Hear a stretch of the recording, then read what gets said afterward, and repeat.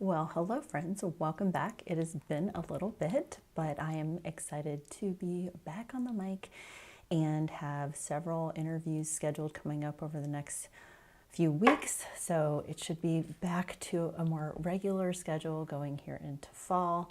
I promise if I'm ever going to peace out for an extended amount of time again, I will definitely let you know. So don't worry if occasionally there's a week skipped or something like that. I used to put this out religiously every single week on Wednesday, and it was a lot easier when I had some interns helping me produce the podcast. But now it's just little me again, all by myself. And a few things have been going on in not only my life but in the business, and so that has made things not as regular. But anyway, I have no intention of going away, at least not right now. So I will let you know if that ever happens. But anyway, for today's solo episode, I have something to update you on that I've wanting to share for a while, and I've mentioned this before in the past, and that is my DEXA body scans that I was keeping track of since I started lifting again.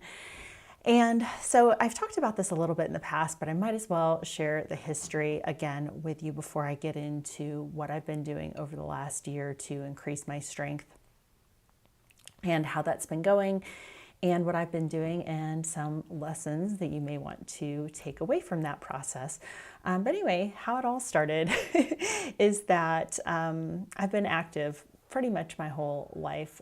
Was a runner for 17 years, played sports in both high school and college. And so my first experience with weightlifting was way back in the 8th grade basketball, which at my age is kind of shocking that it was even in my mind to lift some weights to have better sports performance, because it definitely, especially in high schools then, maybe the boys were in the weight room, but it was definitely not a thing for the girls teams. And I think the only reason that I had it in my head was just because I've always had such this personal interest in health and wellness, and because I had watched my dad my whole life. He was a runner and he had always lifted weights. He's basically like Jack LaLanne. If you don't know that name, if the younger people listening here, go Google Jack LaLanne. But he's very inspirational, was very ahead of his time in terms of being into health and wellness and lifting weights and being very fit. So anyway, I think it was basically just my exposure to all that and my own personal interest that made it so that even at that young of an age and in a time where it was definitely not as known as it is today. I think girls teams in high school today do get in the weight room, and I think it is, all over social media and more normal for women to be lifting. But anyway, way back in the 8th grade, that was my first thing. And I was pretty consistent there for a while I was playing, and somehow got off of that. And then when I had my first big girl job in downtown Cincinnati, I belonged to Gold's Gym and I would lift weights there. I was mostly cardio because I was a runner then, and that is what at the time I believed was the very best thing to do for fitness and for health. And so it was primarily cardio, but I did do some lifting. And then all over the many years since then, I have been involved or joined a gym.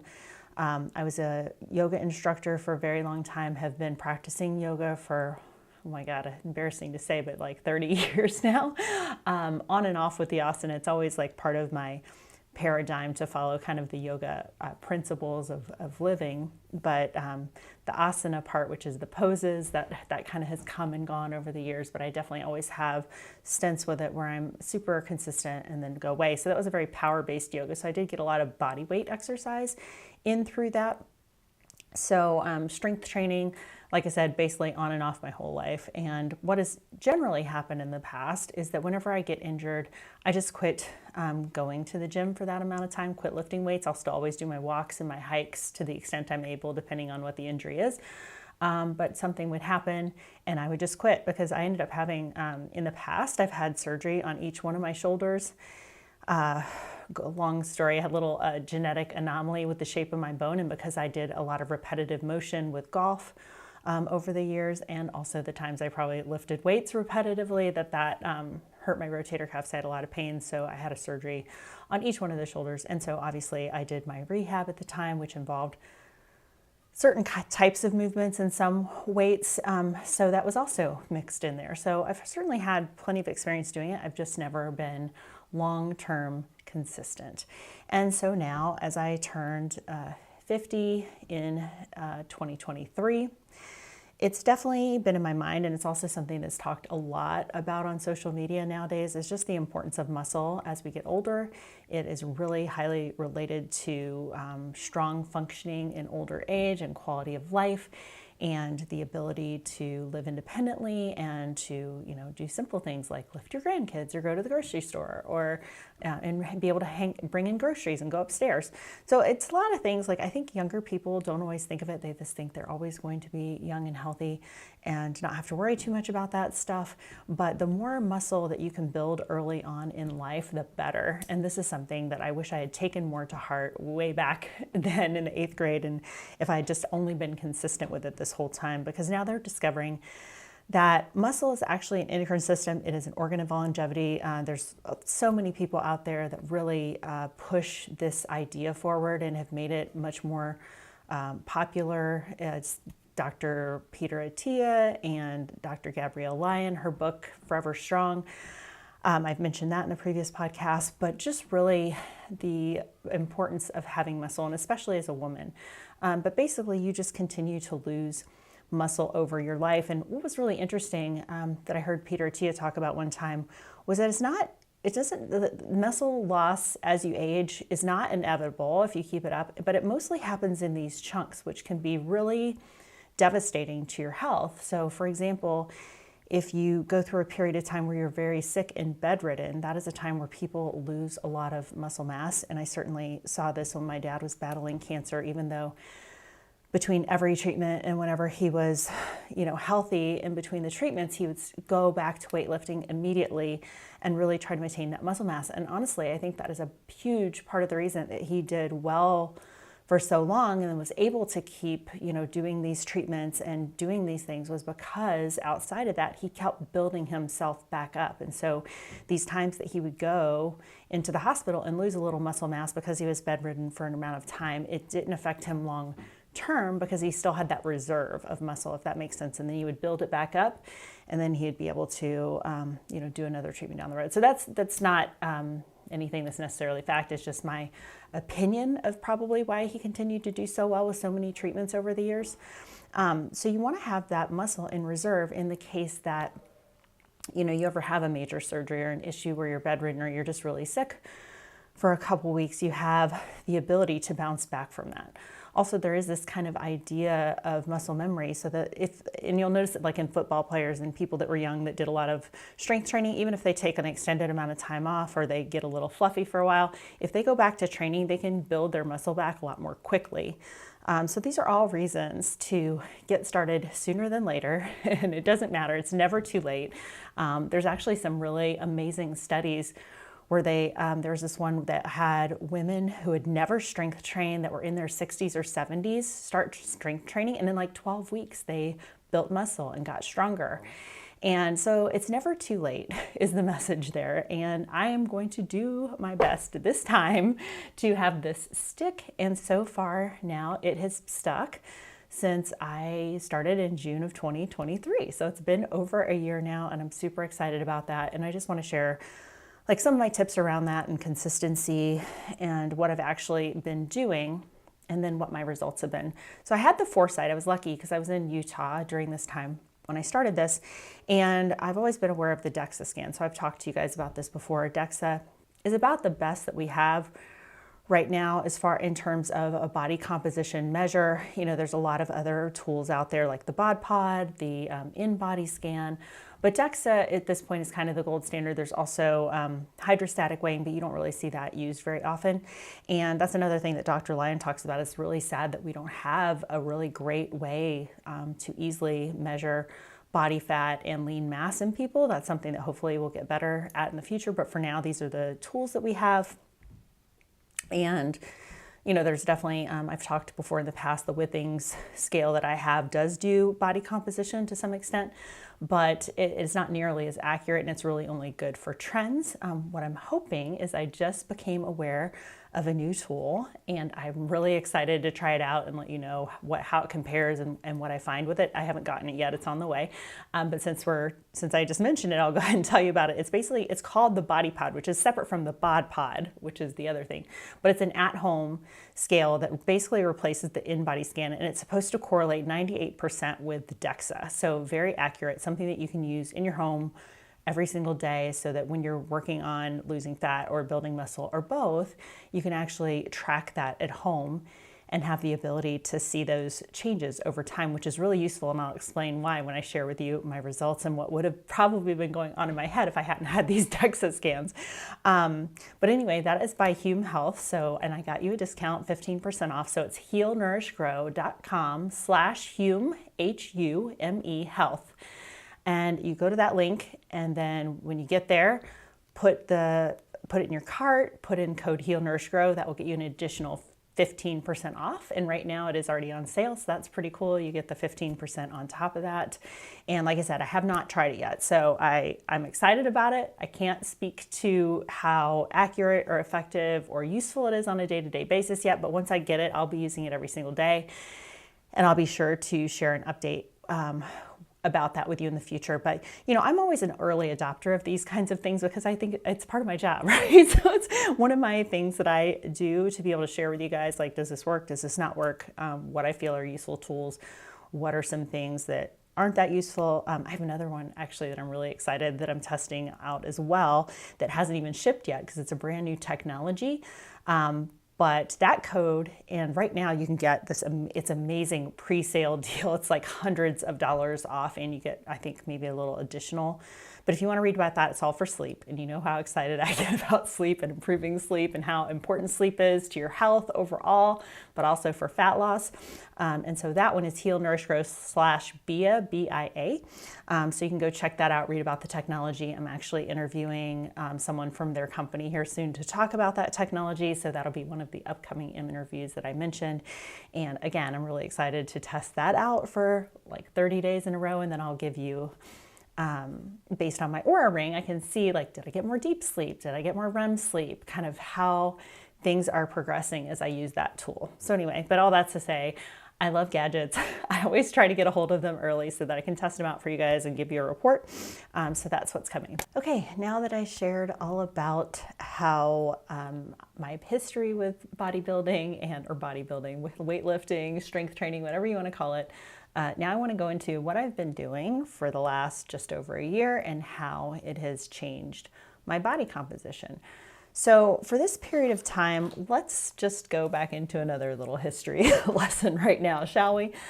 So back in January of 2023, I got a DEXA body scan because it was my intention at that time to start strength training then. And what happened was I was snowboarding, and the first time in my 10 years of snowboarding, I got injured. Somebody ran into me, and I sprained my knee pretty badly. It blew up huge. It was a mess. And so for months, it was a miracle. I did get to snowboard a couple more times after that. It would be like enough that I could do that and then have to rehab it for a few days, ice it and stuff. But whenever I was trying to hike or anything like that, my knee kept giving out all the time. And so I had to take a few months off and really let that heal. So I was just glad that I could still finish out the snowboard season, do it without too much pain. I only went out when there was powder. I didn't go out every day or anything. So it was just several more days in that season. So that was January of 2023. So I got that DEXA scan. Obviously, that's not going to be relevant to this because I did not start strength training then until about 6 months later. But what is relevant to that conversation is from January to June, having to take that time off from really any kind of significant activity. I think I finally started hiking again about March, April, but couldn't do anything as much as I was doing before. I was getting started again very slowly. Between the time I had that DEXA scan in June of 2023, which is kind of where we're going to start this journey when I started lifting, is that I had lost 2 pounds of lean mass and gained, let's see, what I wrote this all out so I would have it right here. I had lost 2 pounds of lean mass and put on 5 pounds of fat in that 6 months where I was not able to be active. So this just goes to show you how quickly things can go awry if you get injured or if you have to be restricted for a while. And looking back on that, what I should have been doing, and which is what has happened since, and I'll go into that a little bit too, but usually when you're injured, you can still find something to do. So I should have been biking, or I should have been trying to do something that worked for my knee during that time, and it doesn't have to be hiking or anything strenuous, but just doing something. Maybe it could have been rowing, would be a great cardio activity. That's still a lot of knee bending, so that may or may not have worked. But I could have still been doing upper body strength training and back strength training and working on pull-ups. There are a number of things that I could have been doing during that 6 months, but I hadn't made the jump to that mindset yet. Because I think, as I mentioned before, that's what would always happen to me in the past. I'd be going to the gym for a while, I'd get injured, and then I'd just quit going altogether. Well, the truth is you still can always do something. And during that time, you can be doing exercises to rehab your knees. So like I could have been doing side laying hip strengthening exercises. There's any number of things that I could have done, but I didn't. And hopefully you can learn from my mistakes or laziness or whatever we're wanting to call it. But so then in June 2023, I got that DEXA again so that I would have a base. And what's interesting about that is the weight I started in January, that first DEXA scan, to the one that I had in June, I only gained on the scale 2.5 pounds. But as I told you, I lost 2 pounds of critical lean mass and gained 4 pounds of fat mass in that time. So this is where really having some kind of tool that can show you your body composition, not just scale weight, is so, so important. That's why I'm really excited about the Hume Health product. So again, that's healnourishgrow.com/Hume Health. You can go read about it. And like I said, there is like a sale and an extra discount on top of it right now. But again, it remains to be seen how effective it is. And I'm excited to try that because my body scale that I've had for years, my Withings, like I said, it doesn't, like day to day, what it says on lean mass or fat loss or fat gain or whatever it is on a day-to-day basis is not that accurate when I've compared it to DEXA and this stuff in the past. But what it is good at showing is trends. So over time, and we're talking years now, it's better on a big macro scale, not on even a month to month is very iffy with that one. But I do like it, so that I have a link for that too with things. But anyway, over time it has shown my lean mass has gone up over the last 4 years since I started working on prioritizing protein, and particularly since I've started strength training. So it's good for trends, but I haven't found an at-home tool up to this point that is very effective for true body composition assessment. So that's what I'm hoping that the Body Pod is going forward. But that just shows you that amount on the scale is not always meaningful. So even if you're staying the same weight over time, but you're not strength training, you might be losing muscle and gaining fat over time. So you might start out, you're 30 years old, you weigh 150 pounds, and maybe at that time you're 25% body fat, let's say. Well, by the time 10 years later, when you haven't been strength training or doing these things to work on your body composition, you might see that same number on the scale, 150, but you might have gained 5% fat over the time. And that is typically what they've shown happens, is that you just lose lean mass as you get older. So that's not unusual for that to happen.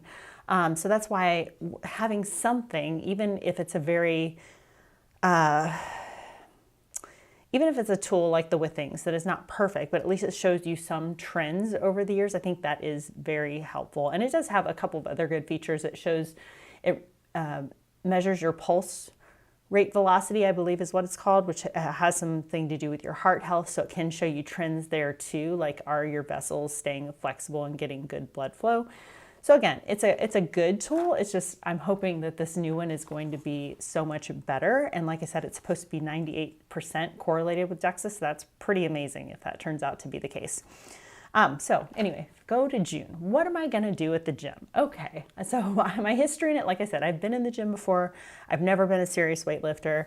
I just was going to Planet Fitness, which is nationwide, and it's nice for when I was going back and forth between Cincinnati and Utah, I would always have a place that I could easily work out. So that is one consideration if you travel a lot and you're thinking about joining a gym, maybe get on something that has a national presence, just so that you can always easily have somewhere to work out. Because even though I did work out in plenty of hotel gyms during this time, they're generally not nearly as well equipped, but you can still always get in a good workout. So that's just something to take into consideration if you start to go down this road. And of course, working out at home is amazing. You can do that anywhere. You can use resistance bands. There's lots of things that you can do without a gym membership. You can do body weight. So don't feel like if you can't afford a gym or don't like going to the gym that you can't work out, because you absolutely can. There's just no excuse really for not doing something.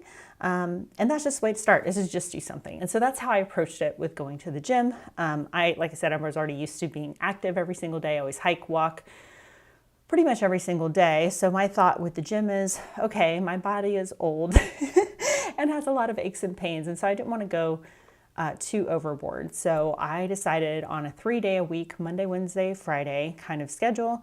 And just for me, I figured every time I go, these whole split things about do the back and then do the legs I'm like, no, I'm only going to go 3 days. I'm just going to do full body every time. Keep it simple.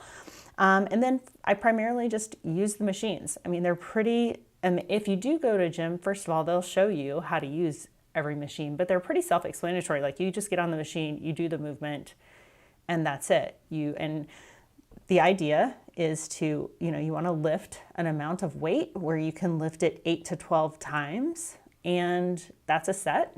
So if you're brand new, I mean, I know there's got to be some people who've never done this out here that are listening, so this is going to be very basic.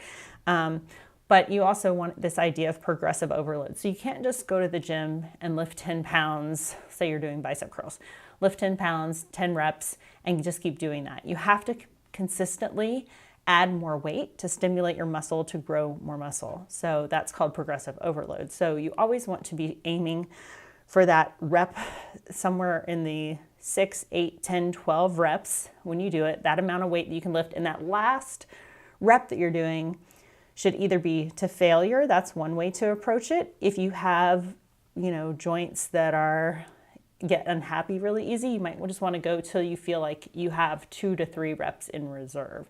So this is I don't want to go into too much detail about that because there's all these different theories and paradigms in weight training. But basically, if you're in that range of, 8 to 12 reps, 3 sets, I had to look this up because this part was new to me. If you're looking to build muscle, how many reps per week do you want to do on each body part for building? It's somewhere around 20. So that 3 days a week schedule, you can totally easily get that in to build muscle over time. And there's actually a brand new study out, I'll link it in the show notes, about what's more effective. They did, I believe, 12 weeks, and they had people do these either split exercises that I described. So one day you do back, one day you do legs, one day you do this and that, or full body. And they actually found that for the purposes of fat loss, that the group that did full body lost more fat. So I'm I accidentally happened into that category, and that the strength gains were very, very similar. So if you're pressed for time, the full body workout is a great way to go. Bodybuilders have a very different goal when they're doing, they're trying to, sometimes get specific body parts to look a certain way in proportion to others. And so they might do a back day or arm day or whatever it is. They're doing something much more specific. But just for overall strength training, fat loss, whatever, full body workout is totally fine. And again, I'll link that in the show notes. So this is how it went for me for there. So I had the starting one in June, and then I said that I had already lost muscle and put on fat during the time that I was injured. And then, so we go to November. So that's about 5 months later. After 5 months of going to the gym 3 days a week, and I'm telling you guys, I wasn't doing anything crazy. I was always, challenging my muscles and stuff. And starting out, it's more your joints that will be the issue. And because I already have osteoarthritis pretty bad in both my knees and, have a tendency, I think, for my joints to be achy, I did less weight than maybe my muscles could take at the time and just slowly built up. But by the end of that 5 months, my body's okay, we're doing this. I'm more used to it now.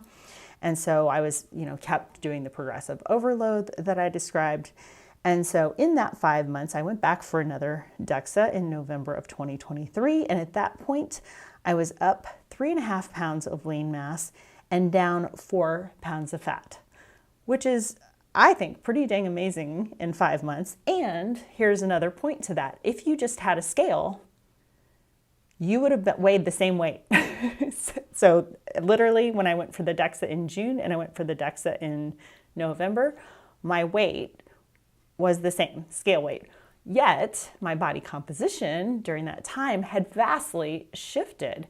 And if I wouldn't have done the DEXA, I might have just been looking at the scale and been thinking, now I know I was getting stronger. So I knew that I was getting stronger, and lifting more weights, all of that.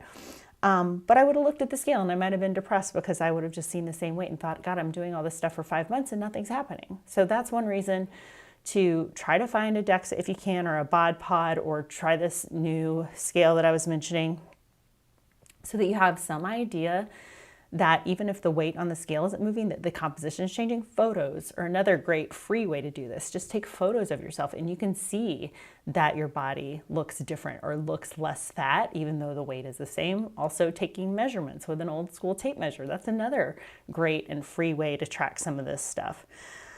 So this is important for me to mention at this point too. So at that point, when I got the scan in November, I had re-injured myself pretty badly in October. We had gone to the U2 concert at the Sphere, which was really, really cool, but we had floor tickets. And so we walked to brunch that day. And if you've ever been to Vegas, it's just like so many steps in a day just because of even just in your hotel, it's so huge to get around. It's a ton of steps. But we walked to and from brunch, which was about 5 miles round trip, walked all around town, walked through the casinos, walked to the concert, and then we were standing on a concrete floor for the 3-hour concert or whatever it was. By the end of the night, I mean, my knee was just so swollen. And then the next morning, I could hardly move. It was really difficult to accomplish walking to breakfast that next morning. And I can't remember. I think I didn't have my knee brace with me. If I had had it with me, I would have worn it. But re-injured myself again pretty bad in October. And so I made most of those gains probably in that DEXA during the time that I was not injured. But here is where we did something different. When I say we, I mean me. I did something different from what I'd done before. I still kept going to the gym 3 days a week during this time. And I was doing what my knee would allow me to do. So I wasn't doing as many squats and those kind of things. I lessened the weight up a whole bunch. I still did upper body. I did whatever my lower body would allow me to do, but I kept going. And so here we are again. This was November when I did the scan, had gotten injured in October, and I was moving into snowboard season again. So all I was trying to do is like keep healthy and get my knee not irritated so that I could snowboard. That was the most important thing, but did keep going to the gym, so kept doing upper body. So here we make it to March. So during snowboard season, while I was still in Utah and still going to the gym, what I would typically do is if I had been on the mountain for the day snowboarding, again, we only went if there's powder. we were such snobs living there because we could be. So we didn't take a day off work or take the morning off work. We'd usually just get up. We went to the place where the lifts opened at 8 o'clock, go hard in the powder, which is really super tiring, for a couple hours, and then get home and back to work. And those days that I did that, if it was a gym day, I'd still go. I would typically do less on the lower body after I'd snowboarded that day. And then there were some weeks where if there was a lot of snow and we were like riding a lot, maybe I only went to the gym 2 days that week, but I kept going, kept it consistent. If you take nothing else away from this conversation, you've got to be consistent, and you've just convince yourself to go, even on the days that you don't want to. Do something, even if it's less, even if your body's tired, just still go. Don't do as much, but keep up that habit, and over time, it's going to reward you. So again, by March 2024, during that whole time since November, I only gained 1 pound of lean mass, and I was up 1 pound of fat. So I was fine with that. I basically stayed consistent through the snowboarding season, didn't make any huge gains, but I did still get lean mass. I got a little fat on there. Who knows what that was from? Probably too much good eating in the Alps when I was eating some cheese fondue or something like that. But it's all good.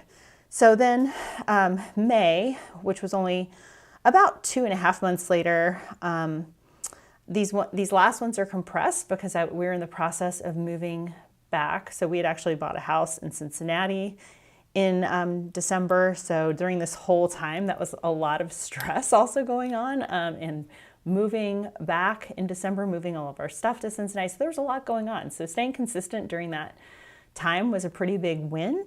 And like I said, still gaining a pound of lean mass, that's amazing. The fact that I gained a pound of fat, let's like chalk it up: holidays, moving, tons of stress, all these things going on. That's totally fine. So then we're back to do some things with the house in May.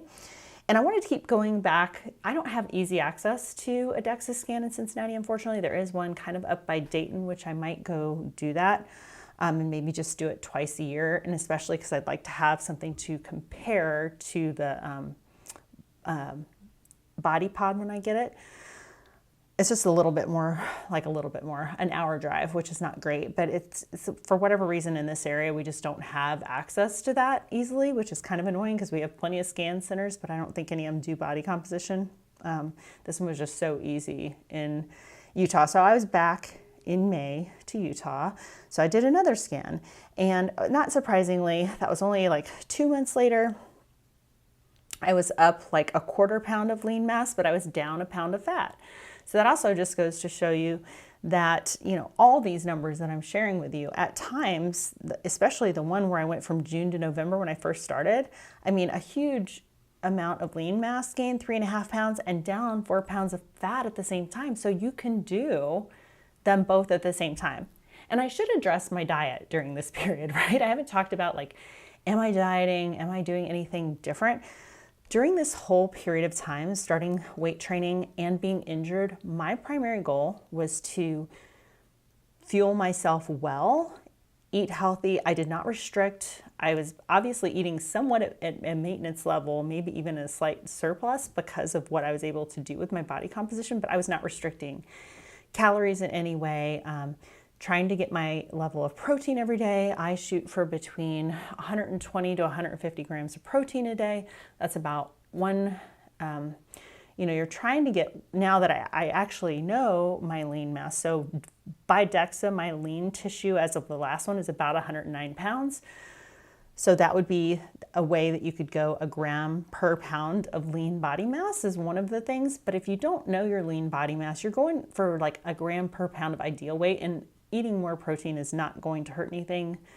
There's, up to 2.2 for a lot of people that are doing a lot of resistance training is still totally fine. But your basic thing that you want to shoot for is a gram per pound of ideal body weight. So for me, in my head, I'm always shooting for between 120 and 150 grams of protein every day. I tried to do that during the whole period. I'm not always perfect. When I'm tracking, I do much better. I'm actually tracking right now. So if you don't know, if you think you are, you're probably not getting enough. Because when I don't track and I really look back at my day and I think, I didn't quite get there. I'm generally always over 100, but to get to that 120 to 150 is a lot more challenging, especially when I mostly only eat twice a day. So I've had to add in a little bit of either a snack or trying to eat more eat at least some kind of more traditional breakfast where I'm getting more 3 meals a day some days. But generally it's 2 meals a day, and then maybe a protein shake if I realize that I'm not going to make it. So that's kind of what I was doing with my food, but I wasn't restricting calories at all. I know I was definitely in a surplus at times, which is probably how I gained some of that fat. But again, my goal was to heal these injuries really well and to build muscle. And so to build muscle, you need to eat properly and not be restricting yourself. Now, you can still definitely maintain your muscle mass and lose fat if you start going into a calorie deficit, but there's a reason. Bodybuilders have it figured out, man. They've been doing this stuff for years on how to most effectively build muscle and then lose fat for competitions, and it's easiest when you're trying to build muscle to eat in a surplus. That means gaining a little fat. That's why they typically look larger while they're in a building phase. And then when it's time to go into a show or to cut back down to show your muscles, then you focus on fat loss. So it's a lot easier if you're focusing on either building muscle or fat loss separately. That's the most effective and the way that you can do it the quickest and the easiest, but you can do it at the same time. It's just not going to be as big a gains. For example, if you're restricting calories while you're trying to build muscle. So they do know what they're doing, and you can learn a lot of lessons from. Now, I'm not going to say everything they do is great, obviously, but there's definitely some lessons to be learned there. Okay, so now we went back to close on the house, and I was there to finish things up. So that was in July of 2024. So again, even though it was only 2 months later, I still had this, it was my last chance basically to get a DEXA there before I left. So even though it was 2 months later, I'm like, I'll just get one again so I can like wrap this thing up. It's about a year later after I started lifting. So then I'll have what my whole result was over the year, which is another lesson to learn from this, because if you look at each one of these individual things, you'll see that there was 2 times where I got measured where I barely gained any lean mass, yet over the whole year, what I'm about to tell you, so this final one from May to July, I gained 1.5 pounds of lean mass. So that's pretty amazing. The only thing that I changed in this last few months is that I added creatine, which, again, with the bodybuilders, they've known this. It is the most studied supplement. It is very, very safe. There's actually data out now that it's amazing for cognition as well, but it's like one of the most studied supplements. It's cheap, it's effective, and here we go. That's 3/4 pound of lean mass per month. I mean, I'm feeling like pretty good about that, especially because there's this thing, newbie gains. It's like basically you're going to max out the quickest gains of muscle in the first year. I don't know if that applies like if you're kind of training, not as hard like I've been doing. But basically, to wrap it all up, in a year of strength training consistently, only 2 to 3 days a week with injuries, so backing off when I needed to, taking care of my body, all that kind of stuff. And I did progressive overload. I did to failure. I did principles, like I'm doing enough when I'm at the gym to build muscle, but I don't feel like I'm doing anything crazy. I'm not, doing 1 rep lift maximum reps or anything like that. I'm not doing anything crazy. I'm just doing basically the bare minimum in my mind. I mean, maybe a little more than the bare minimum, but not much. It's like not too crazy. So during a year, I gained 6.5 pounds of lean mass and down 2 pounds of fat. So again, if you look at that, there's periods of times, there might've been times where you got depressed. There might've been times where you thought you should have gained more or lost more. But on the whole, I would say as a 51-year-old woman who is basically new to strength training, let's be real, I've never been this consistent. I've never done it for this long before, even though I've had little bouts with strength training in the past. I'm going to call that a huge win. Here's the other thing to remember about this. So what that means with that gain and loss of fat, gain of lean mass and loss of fat, on the scale, since I started this, I am up 4.5 pounds. Again, had I not done the DEXAs, had I not whatever, I just think I'm gaining weight. When in reality, I'm gaining really valuable lean mass and I lost fat at the same time. So all this is to say, this is the reason why you want to have some kind of way of tracking your body composition, not just the scale weight. So yeah, I'm really hoping that this new tool is going to be useful. I'll give you a full report on that later after I get it and I start using it. But if you want to be an early adopter like me, like I said, now's a great time because it is on sale and you can get an additional discount using Heal, Nourish, Grow. But yeah, so that is how the last year has been going. I've actually been struggling with another little injury, well, a few things in the last 3 months. But again, I've still been going. I've just been modifying some things. What I'm really missing right now is my daily walk because one of my problems is my foot. And when you listen to the next podcast that comes out, I have this amazing foot doctor that came on and she talks about how to improve your foot health, how it's connected to all these other things, like probably this IT band pain that I've been having on the outside of my knee when I'm doing squats is probably related to how my feet are working and stuff. So that's something that I personally am going to be working on for the next forever, basically. She basically said her top tip is to release your feet every day. So whether it's using like a golf ball or a tennis ball or something like that, but like working the bottom of your feet every day. She said that that's the kind of tip that's like basically an apple a day keeps the doctor away. From a foot doc, that's like the major thing you should be doing. And what I'm personally going to be working on is improving my base when I'm lifting, especially when I'm doing heavy lifting, like on the squats and the deadlifts, really focusing on setting my foundation by my feet, activating my arch, doing the things that she described in the interview. So I'm really excited to share that with you up next. And I think if you've been having ongoing like little knee or hip pain or anything like that, I think addressing this stuff with your feet can be a huge help. And it's something that, like I said, something I'm going to be working on over the next several months. So anyway, I hope that was very long-winded like usual when I tell my own little stories, but I really wanted to give you the sense of you can't look at things month to month. Like change is a little slower than we'd like it to be. But again, I think the number one thing to take away from this is to just be consistent and also find a way to track what you're doing that shows you the true result, not just what's happening on your scale, because as you know, that is not the full story. So until next time, I hope you have a wonderful rest of your day. If you're watching this on YouTube, please let me know in the comments below what you're working on right now, what your experience is with weight training. I'd love to hear any tips or tricks that you have to share with me as a somewhat newer person to this. I will share with you the link of that study because I think that's super interesting about doing the full body workout. If you are listening to this on your favorite podcast player, please pop over and leave a 5-star review if you love the show. Share it with a friend. Like that's the best way people can find us. The podcast world is exploding, which is amazing and I love, and especially because I probably shared this before, but I had a podcast with my old business like way back in 2005, which is absolutely crazy to me. But nowadays, there's just so many podcasts in the world that it is very difficult for people to find what they're looking for. So if the content here resonates with you and you know somebody in your life that you think could benefit from this information, please just share it with them because that's one of the best ways for people to learn about the Heal, Nourish, Grow podcast. And the second best way is to leave a review, tell us your true thoughts, your feelings, what you'd like to hear about in the future. And appreciate that little thumbs up or likes or wherever you're listening to this. Every little bit of help that we can get is very much appreciated.